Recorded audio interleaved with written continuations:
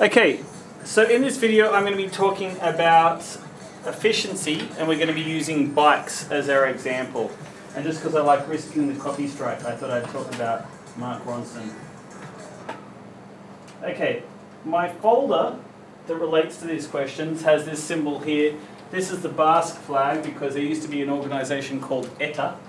And ETA is the symbol that we use for efficiency. ETA looks something like that. It's a Greek letter. And if you felt as though there weren't enough E-like letters, we have another letter that we need for an E, and that's ETA. So we're using ETA for efficiency. So we're going to look at the example in the Copeland book, and we'll go from there. Hopefully I'm on the right page. Okay, I am. So, to calculate ETA, we need to know mechanical advantage and velocity ratio. Now, you might remember these, that we looked at these way back at the start of year 11 when we learnt, we watched the Eureka videos on simple machines. The two simple machines being inclined planes and levers. Now, in this case, what we're going to be doing is, this is wheels and gears are considered complicated or spinning levers. I have a video from the before time, it's in black and white, on how that works, spinning levers. I think it's a pretty good video, I like it. I wouldn't show it if it was, and generally the older the video, the better it has to be for me to keep with it. Now, to calculate these two things, mechanical advantage and velocity ratio, MA is pretty easy to remember. It spells the word male. And most people are pretty good at remembering that. The thing is, most people remember the letters, and it's on the formula sheet. I'm not going to go to the formula sheet, but it's on there. The thing that most people don't know is they're not very good at remembering which one is effort and which one's load. So what that says is mechanical advantage equals load over effort. Now, the effort is where the human applies their energy, or where the machine is applying its energy. So in this case, the human is applying their load, or the human is applying their effort or their energy at the pedal, and it's being released, or it's being used here. So that's where our load is, this force here. So finding the mechanical advantage is usually pretty easy in these equations. If they've given you the values, right, it's a very simple calculation to figure out the energy in versus the energy out.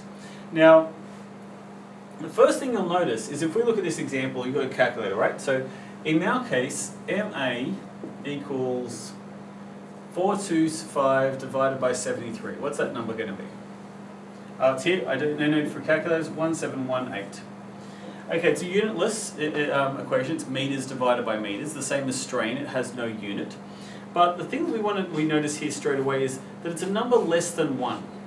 Right? The idea is that we use simple machines. We use things like crowbars and ramps. We use those things to give us positive, negative, to give us a mechanical advantage greater than 1. But some of you might be thinking, but what about third order levers? Things like tweezers and fishing rods. They don't give us a mechanical advantage greater than 1. Why do we use those? Why do we use tweezers? So they can efficient and precision. Yeah, it allows us to precisely find the hair and pull it out. Why do we use fishing rods? For reach, so we can get past the rocks. Yeah, we know that they give us a disadvantage on the strength, but we use them so they give us reach. Okay, in this case, bicycles, the reason why we use them is because they're incredibly efficient machines. They're some of the most efficient machines we have in terms of transportation, incredibly efficient. Okay, so that is the mechanical advantage. Mechanical advantage is measured. That's why it starts with M.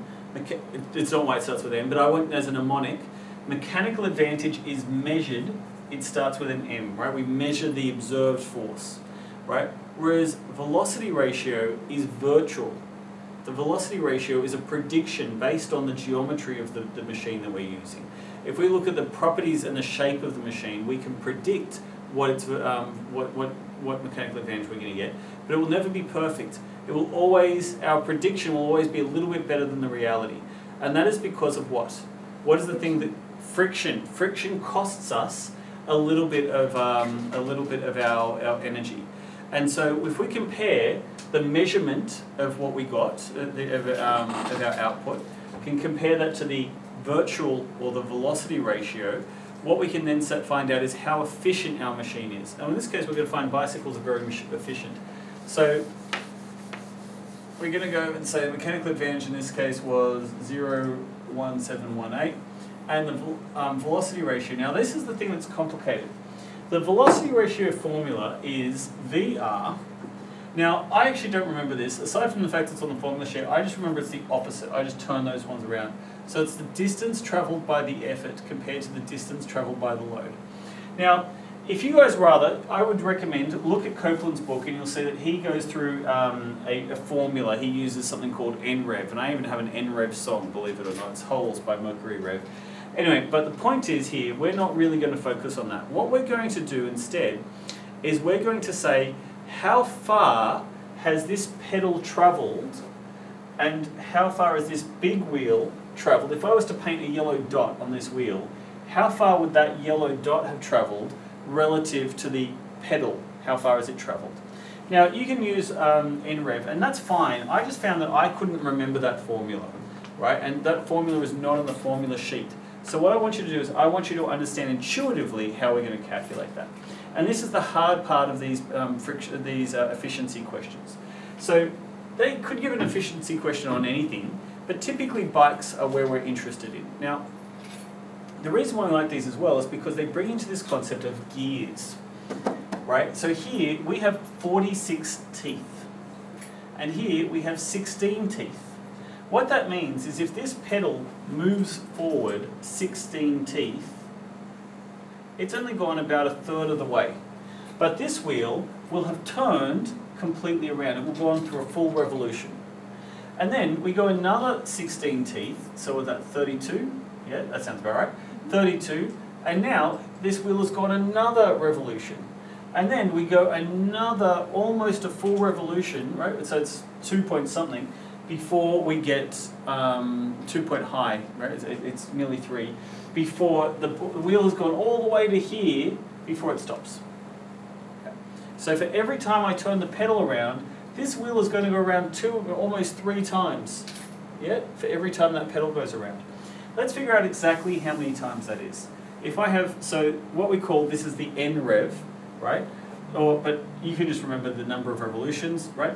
That's what it stands for. NREV equals 46 divided by 16. What's that number?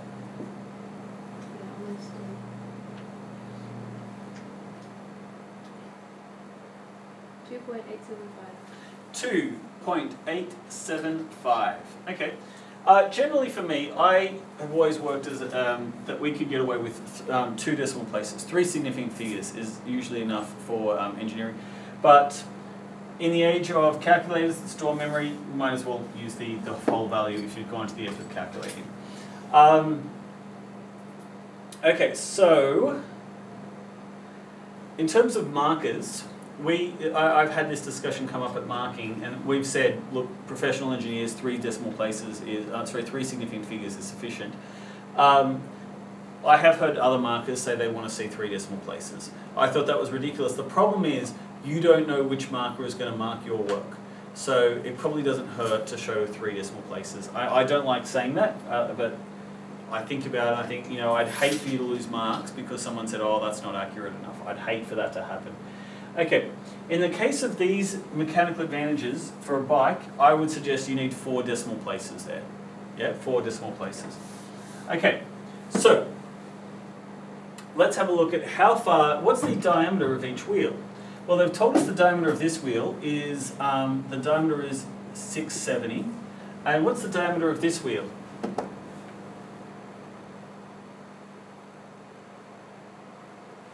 Keep in mind, we're not really interested in the gear, we're interested in the distance travelled by the pedal. What distance is that? So it says 170 here, so what's the diameter going to be? 340. Okay, so how they write that in the book is they call this big D and little d. Right, but now, technically, technically what we're interested in is we're interested in the distance travelled, right?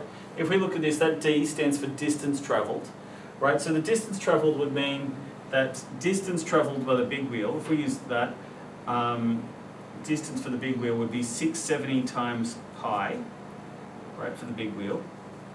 And then for the pedal, or maybe we just use W, that makes more sense, dW, and dP for the pedal is 340 pi. And that's because the circumference of something is equal to its diameter multiplied by pi. Yeah? Okay, so when we calculate that, what we're going to get is we're going to get VR equals the distance of the effort, which is the pedal, divided by the distance travelled by the load, which is the wheel. But we've got to remember that the wheel travels that many more times. So VR, in our case, is going to equal effort, which is 340 divided by times pi, divided by 270 pi, and then multiplied by nRev, which is 2.875. That's the formula Copeland has in his book. I just want you to see where it comes from. The fact I want to look at here is the pi's cancel out. So you can ignore pi. Because they cancel out, we can just ignore pi in our calculations. Yeah, so that works. Okay, so I need you to calculate that for me. Yeah.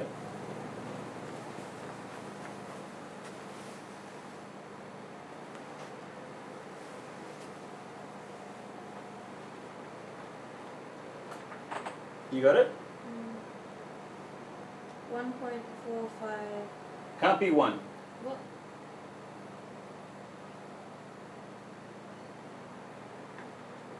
Can't be 1. Okay, to give us an idea, our velocity ratio cannot be 1. If you've got the answer of 1, something is wrong. This number, to starters, is already bigger. Yeah? So let's have a look. This one is already twice as big. So in that case, we could say it's twice as big. And then, the wheel's gone around 3 more times. So it's going to be close. It's going to be close to 1 on 6. Right? And 1 on 6 is 0.166. It's going to be close to that. It's not going to be that, but it's going to be close to that. Right? Because I did some rounding in that situation. But the point is, if we look here, we can see this is the formula, little d on big D times nRev. They've written it just as 46 over 16, so that way you don't lose where that number is. I like to know how many times the wheel is spun. The answer they've given is the VR equals... I forgot the brackets, this 1.765. Great, I'm glad that you got that. Okay, the point is then, it's quite simple. I mean, I'm not even going to type in the calculator. You can, I'm just going to show it here. So efficiency equals, or ETA equals MA over VR, which in our case is equal to 1718 divided by 1765.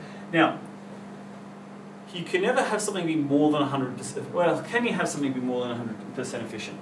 If you buy a motor, it is possible that you can overclock the motor. You can run the motor faster than it's supposed to run. But generally speaking, in a HSC question, you're never going to have something be more than 100% efficient. Yeah? This number, when I said that this number cannot be 1 point anything, I knew that it couldn't be 1 point anything because that would be ridiculously inefficient, right? It's obviously going to be close, right? It's going to be close. But in this situation here, we get an answer of 97.3. Is that what you got? Yeah?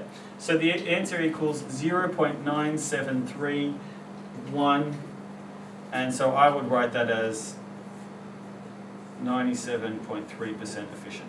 And to be honest, if you wrote 97% efficient in your trial, I will give that as correct. In the exam, we have said that 3 significant digits is what you need for professional work. But I'm going to say that just because I know there's some crazy markers out there, go an extra one. Can't hurt. Yeah? Okay. I can say it can't hurt because I'm not the one who has to sit the exam. Okay, so that's how we do that question. Copeland doesn't have any more examples. He has one, I think, maybe in the chapter review question. There's also one in the Year 11 book, which we've looked at briefly. What we're going to look at in my folder is I have just 3 more past HSC questions. We'll have a look at those. And we'll see what some of the crinkles they can throw at us are going to be. Okay.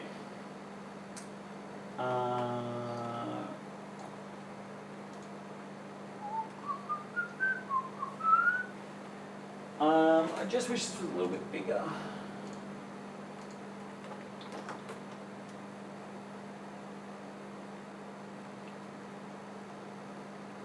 Okay, here we go. So, to start off with, what we're going to do is we're going to write out a formula, which is eta equals mechanical advantage divided by velocity ratio. We know that mechanical advantage equals load over effort, and that VR, on the other hand, equals the distance of the effort over the distance travelled by the load. Okay, what is the mechanical advantage in this equation? It's the teeth over the other teeth. Okay, no, the mechanical advantage is what is the distance travelled by the pedal, sorry, what is the force applied at the pedal? So this is our effort, right? The effort or energy is applied. We apply effort or energy at the pedal, yeah? And the load is going to be this value here. So what's our difference in those numbers? Our load is, 70. and our effort is 450. Okay, can you give me what that, can you calculate that? Yeah. Okay, while she's calculating that, we're going to say that this is the distance travelled by the pedal. What is that distance? That's like 5 meters. It is a diameter of 340, and then obviously the distance, little d, is 340 pi. It doesn't cost us anything to write pi, so we might as well. Okay, this is our big wheel. They've given us a diameter of 700. This looks very close to Copeland's question here. Okay, the difference is that we've got to remember that the distance travelled by the big wheel is also multiplied by nrev. Yeah? So what's nrev in this case? How many teeth are there on the drive? 50 compared to?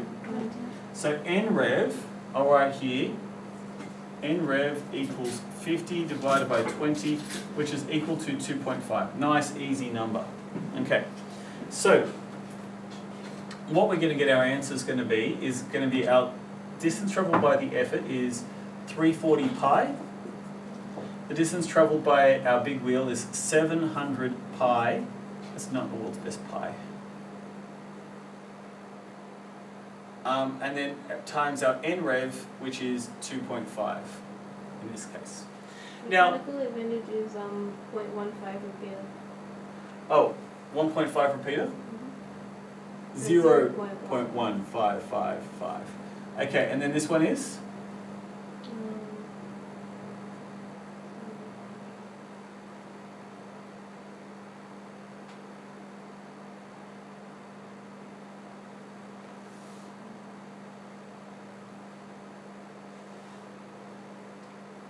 Seven hundred 2.5. Sorry? Over 700 2.5. I just want a decimal. I don't even know what to type in. 300 divided by 700 times 2.5. Your head was in front of the numbers. Sorry? I couldn't see because your head was in front of the numbers. It's 0.1942. 0.1942. Okay. 43. Doesn't matter. And the reason why it doesn't matter is because the question actually asked us what is the velocity ratio of the mechanism. That's what the question asked. So we can see here that our answer is B. Yeah? But I think we've got this question here. We might as well find out what is our efficiency.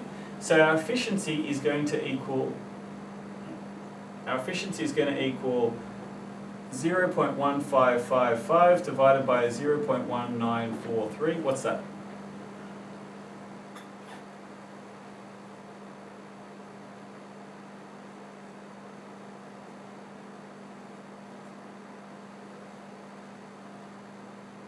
No, 0.8.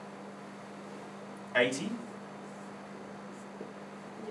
Like that. Okay, so it's 80% efficient. So bikes are very efficient. 80 is very low for a bike, and so we saw the other question was like 90 something, 97 I think. So yeah, oh, I don't need this. That's from my last recording. You know, it's funny that this is the worst possible place to put this in the recording. You know, I'm going to talk about that next. Remind me to talk about punching shear in a second, yeah, when I finish this.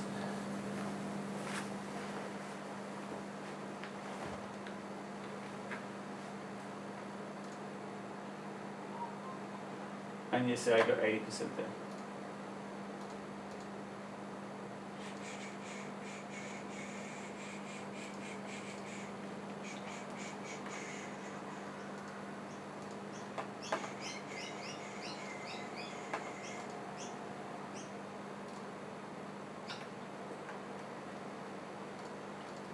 Okay.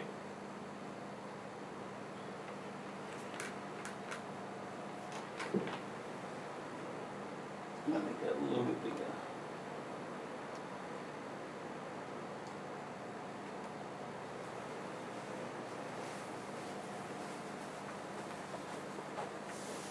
This question is a bit harder.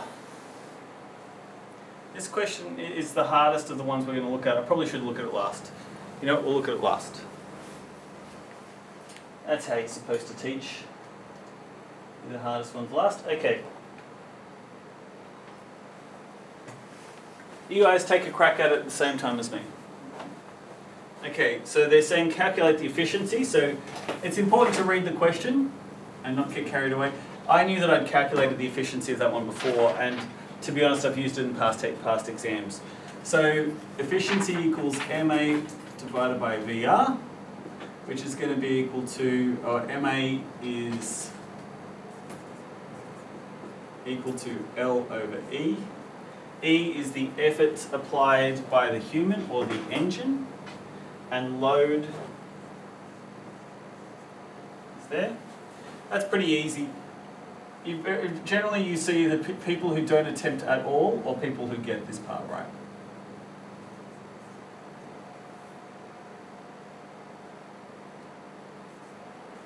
VR equals the distance travelled by the effort divided by the distance travelled by the load,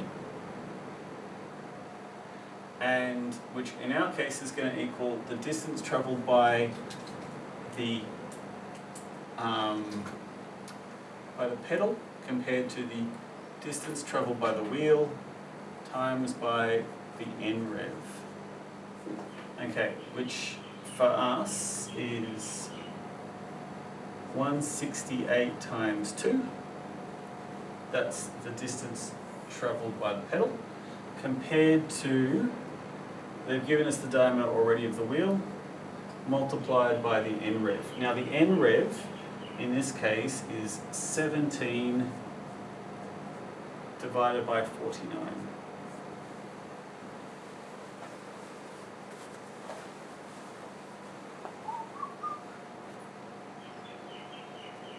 Have you guys written out answers?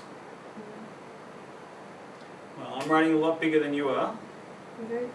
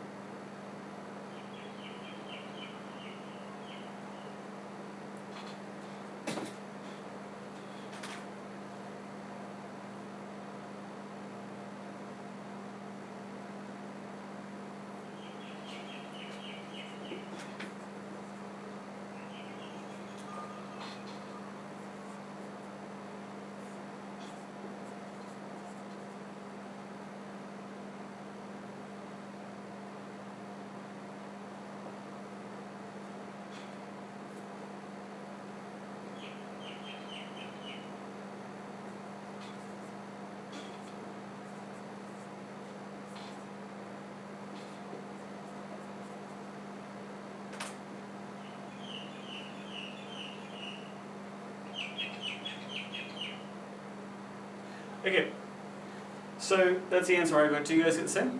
My calculator doesn't work that well. Okay. So how I calculate it is I start by saying, so in this case here, I need sort of 3 lots of brackets. So what I do is I do 17 divided by 49 gives me nrev, right? Oh, actually, that's all right. Whoops, that's embarrassing. Good catch, good saying aloud. Okay, 49 divided by 17, right? We want the wheel to turn around multiple times. Okay, so I typed that in the wrong way. 14 divided by 17. Start with that. Then, so okay, I've got a number, I've got 2.8. That means the big wheel's going to turn around 2.8 times. Then I take 675 divided by that answer, right? Which is going to give me 230 or something like that. And then I take my answer again, which is, multiply by that. Sorry, so I get 49 divided by 17, I then multiply by 675, and then, which gives me 1945. What I do is I take 168 times 2 divided by that number, which gives me 17, yeah, there we go, I did get it right. I typed in the right thing, I didn't write the right thing on the board. Okay, and then, once I've got that, I just take this number and divide it by my answer. So I'm hitting the answer button 3 times at least. I get that, I multiply by answer, I do this, divide by answer, and then I write this in, divide by answer. And if you do that way you're not saving numbers you're not saving numbers down all the time. I'm pretty sure, look, the thing that I noticed when I saw that I'd written the wrong thing on the board, I was worried, obviously. But the thing is, I'm thinking, this seems like a reasonable answer. An answer in the 90s for a bike is a pretty good answer for efficiency. So that seems about right. I don't know if it's the right answer, but I'm happy to write that down and not even bother checking it. You can check, it's in the, if one of you want to check on your computers, on the 2013 paper, it's question 22B, while I get the next one open.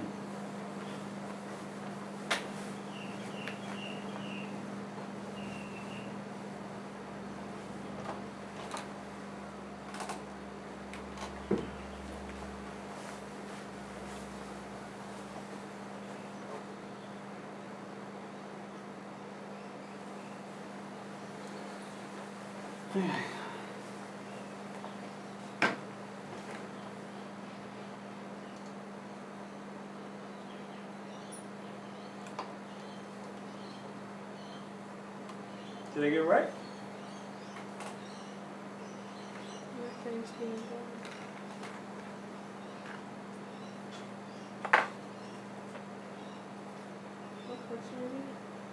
it? You have plenty of time.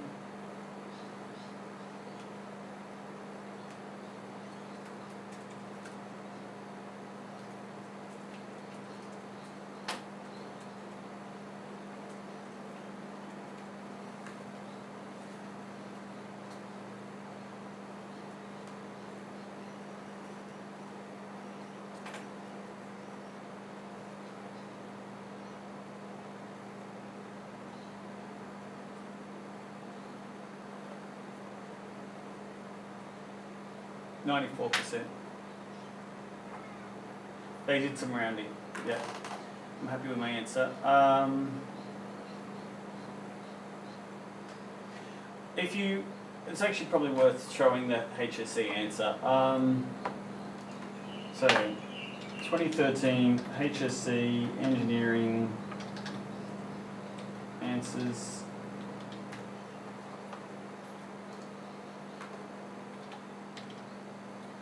Okay, so they've written it in a bit of a funny way. So if you're looking at the answers and you're thinking, how did they write it? I don't understand where the working out came from. So rather than writing the NREV the way they've done, do you see how they've written 17 gears and 49 gears? They've written it in that way? Yeah. And what they've done is they've used radiuses. They've compared radiuses. They certainly haven't compared circumferences, they've compared radiuses. So we were given that radius, and they've taken that diameter and they've divided by that. And you can see that, I mean, this is where if I was to ever see that I was marked wrong because I'd given an answer to 2 decimal places, I would say, well, there's a precedent in HSC marking that answers have been given to 2 decimal places. So that's how I would feel if I was getting marked wrong on that. I find that most markers are generally fairly generous. Okay. With that said, we're going to go back. You know what? I'm going to keep that picture.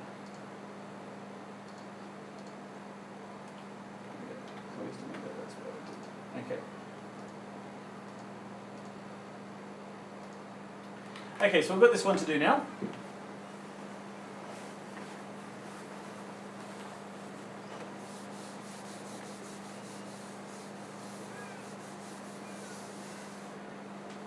Okay, what makes this question difficult? Can anyone tell me?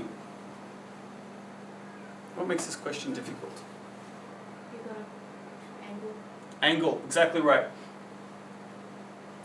For us, these questions only work when we know perpendicular distances. And in this case, we don't have a perpendicular distance. We can calculate the perpendicular distance, or we can change the mechanical advantage. Now, what they've said is calculate for the first question the force being applied to the chain. So what they want us to do is they want us to say, well, this is our vector, and these are the components of our vector. They want us to find the components of the vector so we can find the force applied to the chain. That we have to approach the question that way because that's how the question has asked us to approach it. They've got intermediate marks based on that. Now, it's important that some people will look at this and what they'll do is they'll go like that, and that's bad, right? The reason why we know that's bad is because when we find components of a force, right, when we need to break a force into its horizontal or vertical components. Now obviously we're not doing horizontal and vertical components, but we're still finding components. What the original force has to be the hypotenuse. It has to be the biggest number. Now, for those of you who don't like trigonometry like me, right, I look at this and I say, well, if that's 700, well, this is going to be 350, and this is going to be 0.8666 times 700. How do I know this? Because they've given us the most commonly used angle in this subject, 30 degrees. And I happen to know what that ratio is for this particular side. But let's say you don't know how to do that. You want to use trigonometry instead. What can you do? Well, you can say that this is the hypotenuse, this is the angle, this is the opposite, and this is the adjacent. We want to find the adjacent, so what do we use? So, ka, or toa? So, ka, or toa? Which one are we using? Ka, exactly right. So we're going to say cos theta equals adjacent divided by hypotenuse. Now we can rearrange that equation to say that hypotenuse times cos theta equals the adjacent angle, the adjacent side, yeah? So in that case, what we can say is that the force, right, our force is going to equal the hypotenuse, which is 700, times cos 30. And if you can do that, you'll get the answer. Someone got it? Have you typed that in? The other one, just the 8661. What is the number? 602.2. 602.2, excellent. The 606.2. 606.2, sorry. Okay, does that sound reasonable? Yes. Yes, it does, because it's bigger than 300 and less than 700. Yeah, so that's how I know that it fits in nicely to where it should be.